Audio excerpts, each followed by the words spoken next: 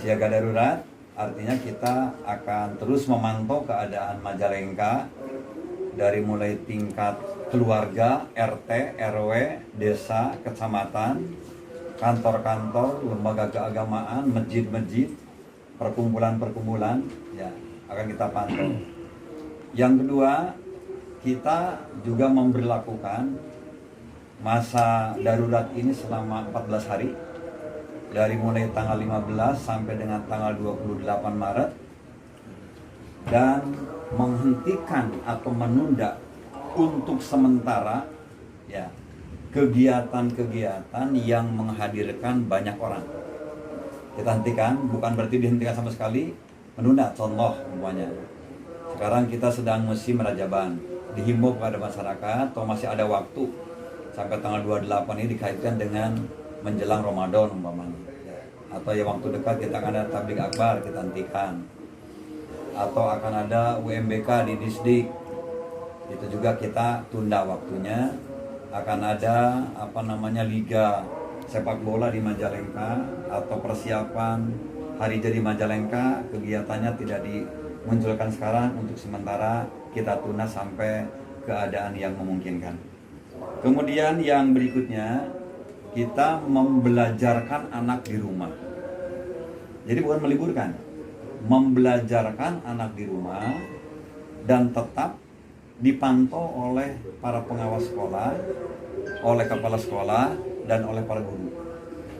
Nanti Juknis cara mengendalikan dan memantaunya, Disdik sedang merumuskan langkah itu, sehingga tidak ada kesan orang tua atau masyarakat atau pihak manapun bahwa sekolah di Majalengka ini diliburkan. Kalau pengertian libur kan boleh belajar, boleh tidak, tapi ini belajar di rumah artinya ada kewajiban anak sesuai dengan jadwal di sekolah itu belajar. Umpamanya hari Senin ada matematik, IPS, ada olahraga, ya jalani oleh anak di rumah. Begitu. Kemudian yang berikutnya, ya tentu kita akan bergerak secara total melakukan langkah-langkah operasional untuk sosialisasi kepada masyarakat. Yang akan kita buat, pertama akan buat surat edaran ke semua struktur, ya, dari mulai nanti camat, kepala desa ke RT RW, kemudian ada mitra kerja kita juga, MUI, DMI, melalui jalur-jalur tempat ibadah, begitu.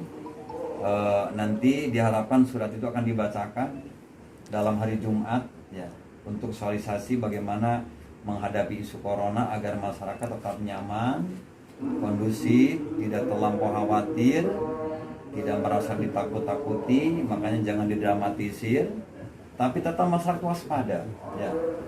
Caranya mereka diarahkan untuk membiasakan lagi hidup sehat, ya. Kemudian menghindari kontak langsung dalam jumlah berkerumun orang, begitu. Nah, contoh tadi dibahas dengan MUI tentang sholat Jumat, ya. Ya, karena ini masalahnya tidak bisa ditunda kalau sholat Jumat, tinggal diperhatikan saja, dikendalikan saja kondisi-kondisi jamaah di sana, akan dibantu. Nanti ada antiseptik mungkin ketika masuk ke masjid, atau yang terlihat batuk-batuk akan diberi masker oleh kita, karena kita masih tersedia 100.000 masker yang mudah-mudahan nanti bertambah lagi sehingga distribusinya bisa merata, begitu. Nah, jadi diharapkan ya juga nanti para jamaah yang bisa dari DKM yang sekiranya fisiknya sakit, lebih bagus nanti jamaahnya kepada yang terdekat. Jadi akan diambil langkah untuk sholat Jumat tidak terkonsentrasi pada sebuah masjid. Mungkin nanti musola yang berkapasitas tertentu bisa melakukan sholat Jumat di sana, begitu. Kemudian untuk mengendalikan kerumunan massa di Car Free Day, kita kendalikan juga untuk sementara, ya, hanya untuk di pasar tetap akan berjalan karena menyangkut kebutuhan masyarakat.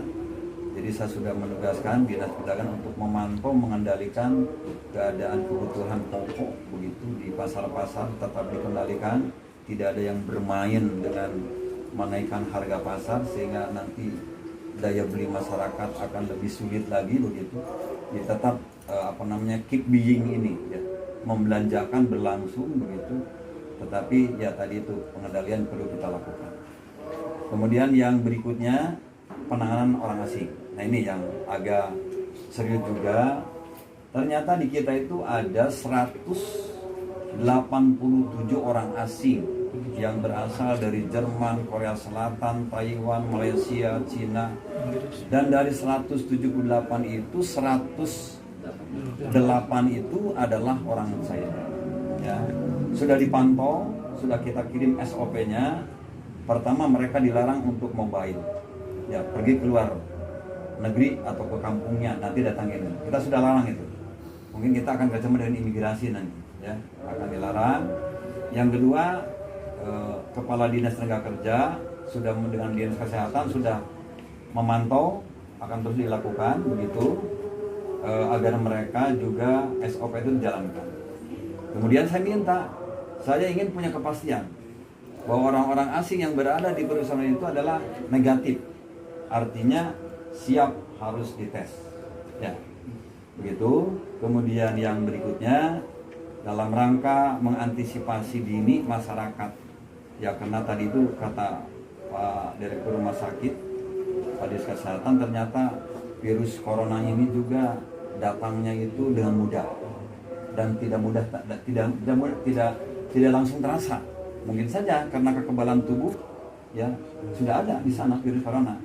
Ya makanya kita akan bergerak melalui pendekatan puskesmas yang jangka iman.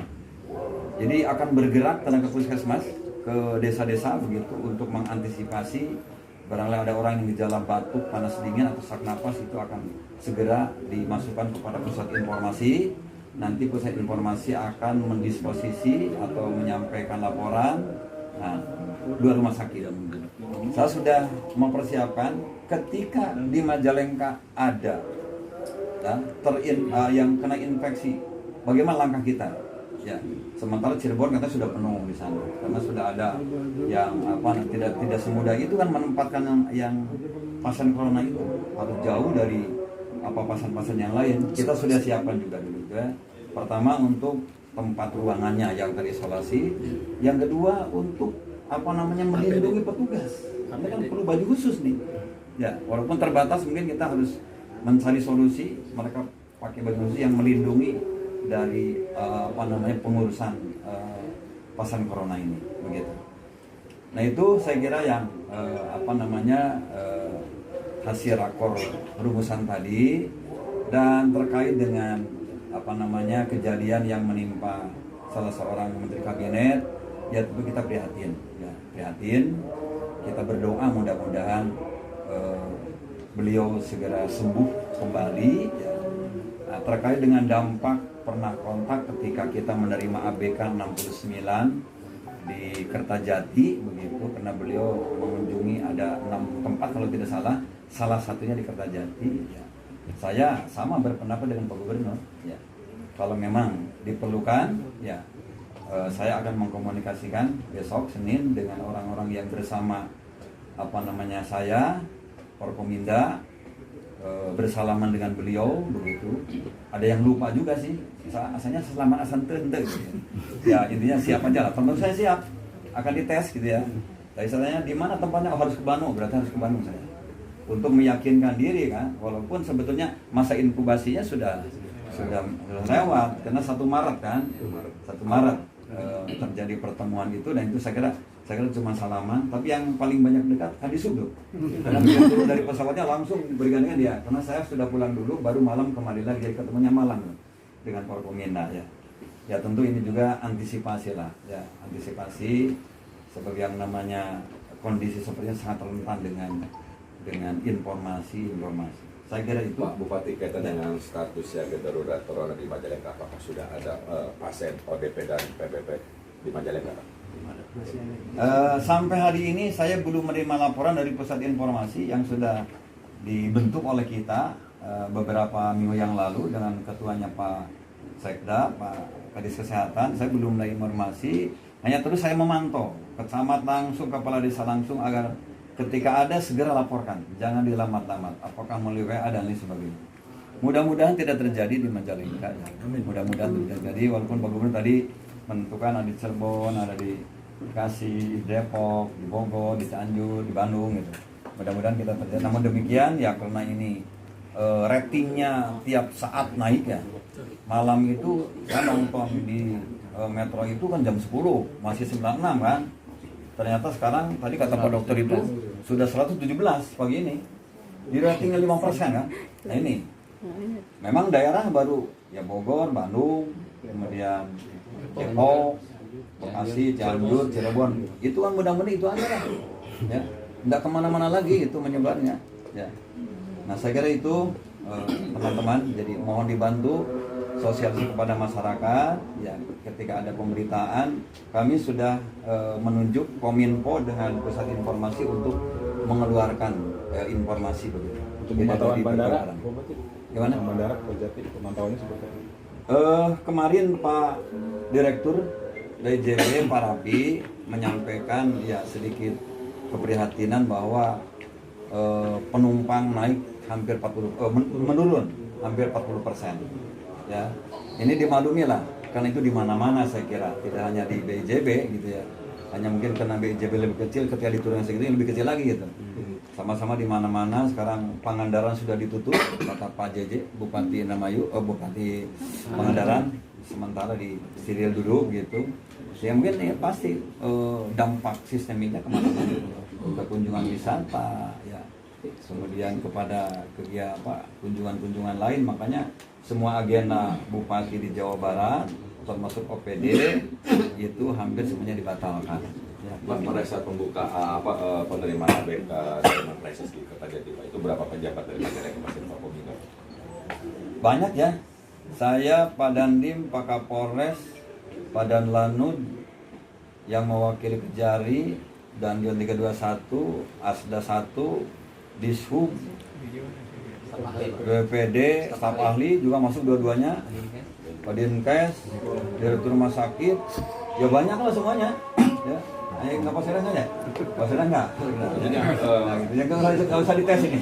artinya sedang dites Pak nanti Pak. Ya, nanti kita lihat. Kalau saya siap aja kata Gubernur tadi. Ya kalau tes aja tanpa obat untuk meyakinkan diri, siap saya.